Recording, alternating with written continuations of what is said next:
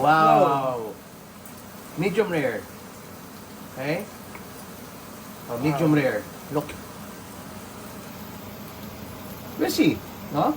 Kasi, are you brave enough to Am I taste the brave pork? enough? Medium rare? Sure. Wow. Actually, you can snap this na. Look, try it.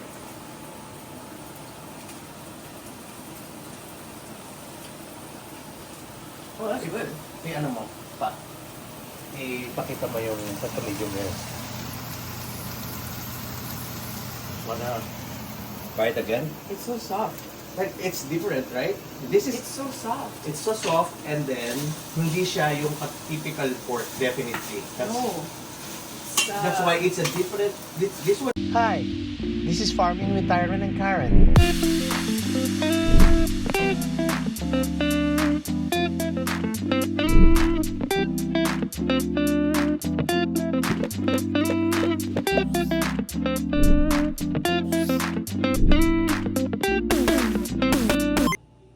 Hi, good evening. This is Farming with Tyron and Karen for Clean and Happy Pigs. And this is Karen, of course. Hi. So tonight, this is continuation ng vlog namin kagabi ni Tupa. This is about paano natin gamitin yung kasim. So yesterday, yung kasim, niluto natin na parang steak. Mm-hmm. And then niluto natin yung isa na parang parang beef barbecue. Pero kasim siya. Okay. So ginawa natin siyang medium to medium rare. Okay. So, yung eksperimento natin tasted really well. Okay. So, aside from that, si Chef Joey, nag-cook din siya ng pork steak naman. Ginawa niya ring medium rare. Okay. So, it's really hard to do that, no? Sa pork, yung medium rare. But this time, nag-marinate tayo. Titingnan natin to kung makakapaglabas tayo. This is pork tapa. Okay? Sineparate lang natin yung taba. Ikaw magluluto ka. Ako na. Sige. Ikaw na magano. So, una, lalagyan natin ng bawang. Okay?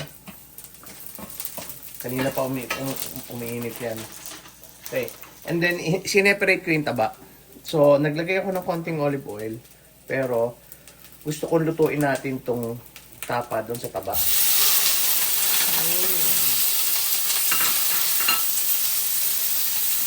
Blender lang natin.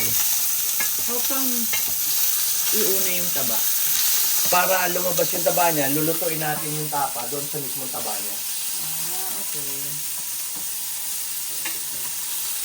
And also, para mas maging para mas maging toasted siya. Yeah. Ang bango na? O, saka iba talaga yung smell the pork. Bango? Opak. So dito natin malalaman in this vlog, we will know if kaya ba natin na makapag-produce ng masarap na tapa. Yeah. Pero of course, ilalagay din natin sa likod paano yung pinangtimpla natin sa tapa natin. So kung bibili sila ng just pork na kasim or kaya sinigang cut, yung sinigang cut or menudo cut, yung menudo cut is perfect for this. Malalaman nila kung paano nila i-marinate. Yeah. Pero sa atin, syempre, ang gagawin natin, babalutin din natin ito sa vacuum pack because we have a vacuum pack, ano? Yeah. I think at this point, pwede tayong tumesting. Kasi hanggang yun nga, na raw. Okay? So, ito, this one. Excuse me.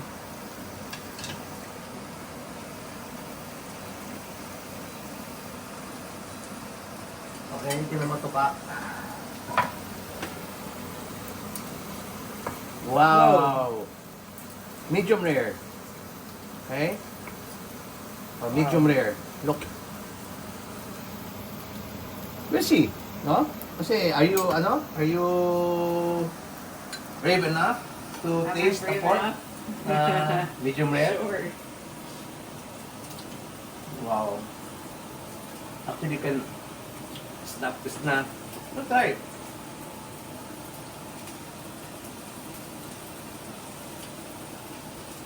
Oh, that's good. Ano mo, pa. Ipakita mo yung pagka-medium rare.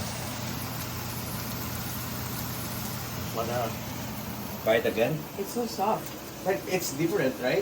This is, It's so soft. it's so soft and then, hindi siya yung typical pork, definitely. No. It's, That's why it's a different, this one is a different, this one is a different kind. It's so soft. I can't stop thinking about it. Ano gusto mo? Wow, kinuha mo talaga yung rare na rare, ha? That's what I will get this.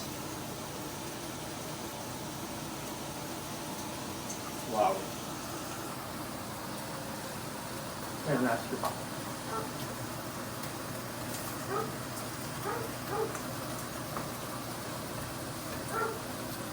Wow. Ito po, malambot. Pinasama ko lang yung sabaw niya. Yeah. Okay, I think at this point, pwede na natin sabihin na this one is, hindi natin tutustahin kasi gusto pa rin natin makuha yung lasa na makuha yung lasa nung ano. And this one, nakita mo, hindi siya mamantika. Hindi siya mantika galing sa mismong mantika. Ito yung galing na dun sa sauce natin. So, lagyan natin pa ng isang konti. Ay, kapatay mo. It's okay. Should I turn it on? Okay. So, ito pa pang thumbnail natin.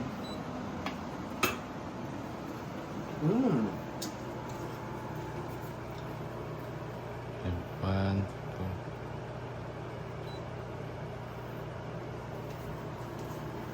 Okay. So, we'll na go to sa bahay nila, Peter, para matikman nila lahat itong testing natin kung okay itong tapa na to. So, Tupac, what do you think? Ano? Pasok ba sa ano? Okay ba yung tapa natin? Opo, pasok ako. Iba siya. Iba. It's different. Of course, beef will always be beef. Pork will always be pork.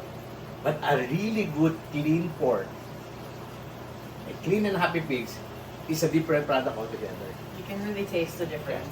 So you can start ordering our beef tapa by next week. Okay? So thank you Pork very tapa. much. Pork tapa. Yeah. Okay. So thank you very much, everyone. We hope that you enjoyed this. Medyo naiiba kami ngayon dun sa mismong farming, but this is still farming because this is still our produce. Yeah. So this is These still are our farming. pigs from our farm. So it's still farming. Still farming, and also we can share our passion of cooking and love sa food. Okay. So thank you very much, everyone. This is Farming with Tyron and Karen. For clean and happy For clean pigs. and happy pigs. Okay, so thank you very much, everyone, for continuing to follow us even if matagal kami nawala. Yes. Thank you very much, everyone. Thank you. And always remember, Farmers are heroes.